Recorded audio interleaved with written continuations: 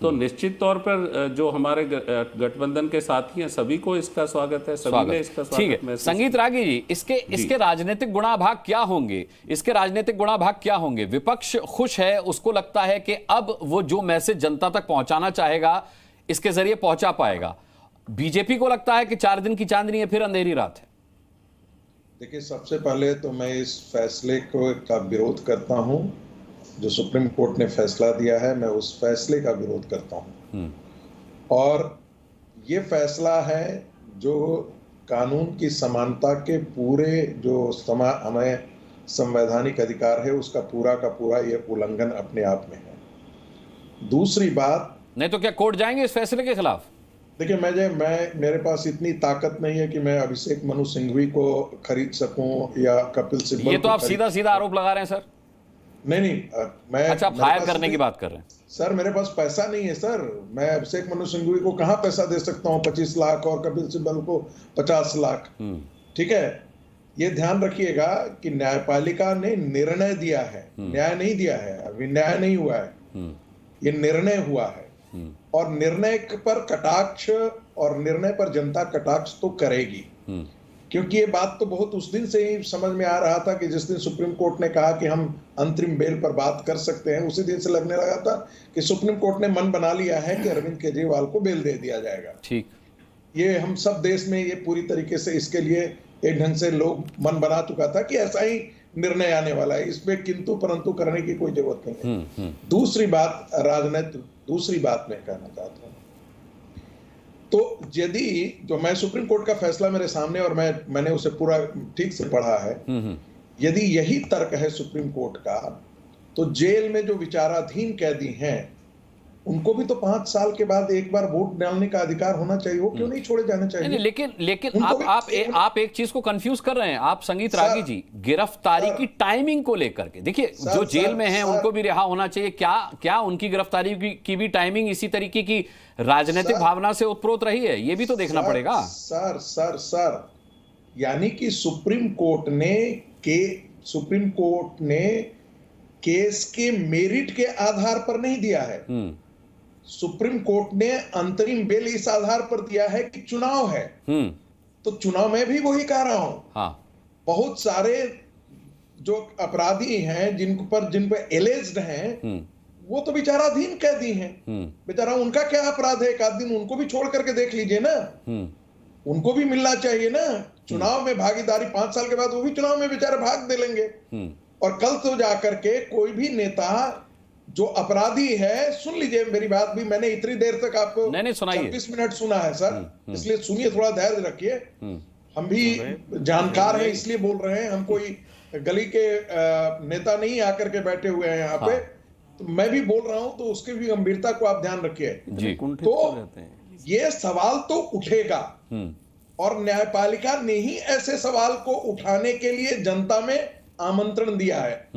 तो कोई सवाल नहीं उठाएगा, बिल्कुल सवाल उठाएगा। एक दूसरी बात, अरविंद केजरीवाल 23 सीटों पर लड़ रहे हैं, और दिल्ली में यही मान करके लोग चलेगा कि ये आदमी शराब घोटाले का किंग पिन है।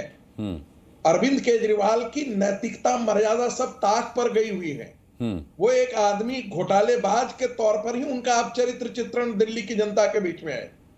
ऐसी स्थिति में 2014 और 2019 का नजीर यदि देख ले, तो 2024 में भी कोई उससे बड़ा परिवर्तन नहीं होने वाला है दिल्ली में। घाटा किसको होगा राजनीतिक तौर पर? घाटा कांग्रेस पार्टी को होगी, जहां पंजाब में अरविंद केजरीवाल कांग्रेस पार्टी के खिलाफ लड़ रहे हैं। वहां पर अरविंद केजरीवाल जो है कांग्रेस को डेंट करेंगे, ना कि भारतीय जनता पार्टी को डेंट करेंगे। तो राजनीतिक तौर पर जो कांग्रेस पार्टी कह रही है, तो वो कांग्रेस को समझना है, भारतीय जनता पार्टी को नहीं समझना है। लेकिन ये एक बहुत बड़ा मुद्दा इस देश के लिए अब मिल गया है। और आने वाले दिनों में देश को इस बात पर गंभीरता से विचार करना चाहिए। नहीं, देश को कौन सा मुद्दा मिल गया? कौन सा मुद्दा? किस मुद्दे की बात कर रहे हैं आप? सर सुन लीजिए। मुझे तो लगता है जुडिशियल अकाउंटेबिलिटी बिल बिल्कुल ही आना चाहिए। मैं तो मानता हूं कि जुडिशियल अकाउंटेबिलिटी बिल आनी चाहिए। न्यायिक स्वच्छंदता और न्यायिक स्वच्छचारिता इन दोनों के बीच का रेखांकन तय किया जाना चाहिए। इस देश में विमर्श का विषय बनना चाहिए कि जजें यदि अपने डिस्क्रिशन का यूज करती हैं तो उनकी अकाउंटेबिलिटी कहीं बनती है या नहीं बनती है। कल एक वाइस चांसलर डिस्क्रिशन यूज कर लेगा, कल एक प्रोफेसर डिस्क्रिशन यूज कर लेगा, उस पर सुप्रीम कोर्ट प्रश्नवाचक चिन्ह लगा करके खड़ा कर देता है, संदेह के घेरे में आ जाता है। तो क्या ऐसी चीजें डिस्क्रिशन को जो है उसको परिभाषित किया जाना चाहिए या नहीं? क्या है? मुझे लगता है सुप्रीम कोर्ट ने एक बहुत बड़ा सवाल छेड़ा है और ये देश में राष्ट्रीय विमर्श का मुद्दा इस पर जरूर बनना चाहिए। हाँ, लेकिन जब तक ये राष्ट्रीय विमर्श का मुद्दा बनेगा रागी जी, मुझे लगता है कि केजरीवाल जी के 21 दिन पूरे हो जाएंगे और वो अपना काम कर चुके होंगे। इस काम के लिए वो बाहर आए हैं। केजरीवाल को सुप्रीम कोर्ट ने सिर्फ इतना कहा है, चुनाव प्रचार के लिए कहा है। हाँ, मैंने जजमेंट की कॉपी पढ़ी है। ये जो न्याय और लोकतंत्र की जो जीत बोलने वाले हैं ना, उनको जजमेंट भी पढ़ लेना चाहिए। नहीं, वही मैंने प्रियंका जी से कहा कि ये फैसला केस से जुड़ा हुआ फैसला नहीं है, कोई जिक्र नहीं है। जी, ठीक है।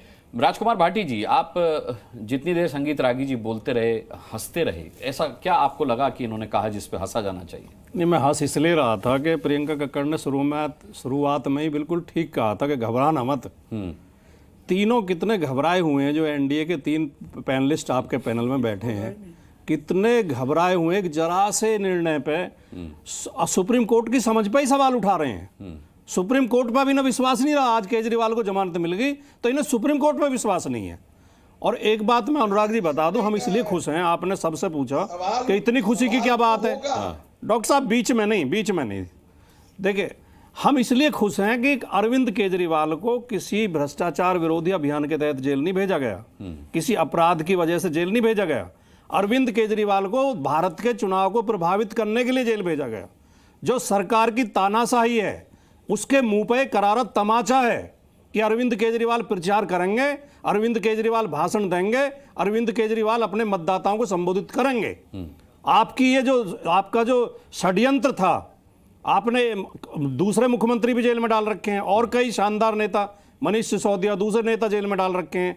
ये आपका षड्यंत्र विफल हो गया, इसलिए आप बौखलाए हुए हैं, इसलिए आप घबराए हुए हैं। अभी डॉक्टर संगीत रागी कह रहे थे अभी न्याय नहीं हुआ है। अरे आप 12 मिनट बोले, किसी ने एक चू नहीं की बीच में, हम चुप बैठ के सुन रहे थे। आप अनुराग जी इन्हें शांत करिए। इस तरह से पूछ रहा हूँ, मैं नहीं बोलूंगा बीच में। एक गुप्ता आप कृपया टोक रहे हैं ना इस तरह। संगीत रागी जी बात पूरी करने दीजिए।